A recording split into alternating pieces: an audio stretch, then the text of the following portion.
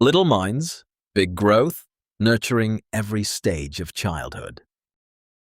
Screen time is bad for kids. We've all heard it 1,000 times. But is it really that simple? The truth is, the science tells a much more complicated story. Some screen time is genuinely harmful, but some is surprisingly beneficial. And the difference comes down to three critical factors. First, let's look at the hard data. The average American child now spends 7 hours per day looking at screens. 7 hours. That's more time than they spend sleeping, playing, or interacting with their parents combined. And for children under 5, the numbers have doubled since the pandemic. Here's what excessive screen time actually does to a developing brain. Research from the National Institutes of Health found that children who spend more than 2 hours per day on screens show premature thinning of the cortex. That's the part of the brain responsible for critical thinking, language, and reasoning. It's literally shrinking their thinking brain. But it gets worse. Excessive screen time has been linked to reduced attention span, increased anxiety, and depression, delayed language development in toddlers, poor sleep quality, and reduced empathy. The dopamine hits from fast-paced content rewire the reward system, making real life feel boring by comparison. Now here's where it gets interesting.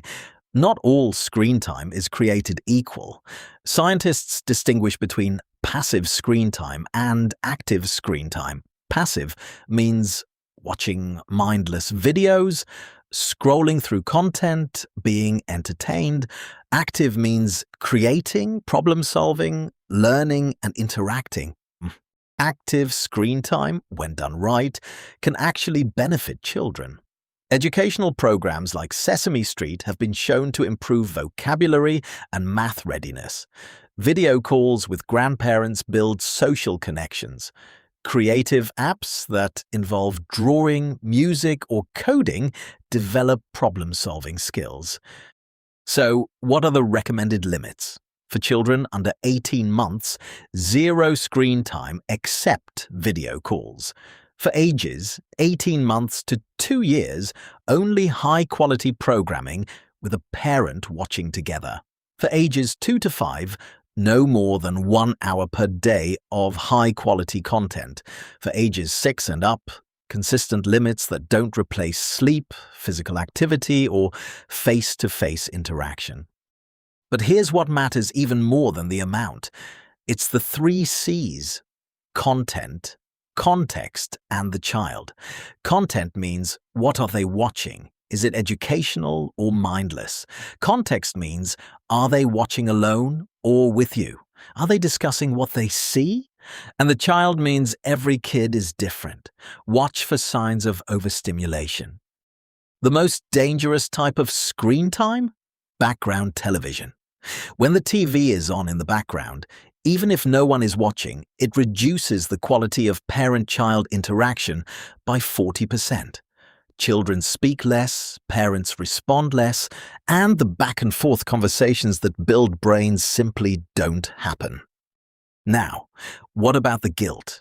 If your child has been watching too many screens, take a deep breath. Brain plasticity means your child's brain can recover and rebuild. The moment you start replacing screen time with conversation, play, and reading, those neural connections start growing back. Here's your action plan. Step 1. Audit your family's screen time for 1 week. Track everything. Step 2. Create screen-free zones: the dinner table, the bedroom, and the car. Step 3. Replace 1 hour of passive screen time with one of these: reading together, outdoor play, building something, or just talking. Step 4.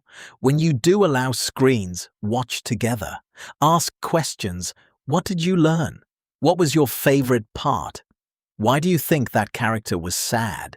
Co-viewing transforms passive consumption into active learning. Step 5. Model the behavior. Children copy what we do, not what we say. Put your own phone down. Screens are not the enemy.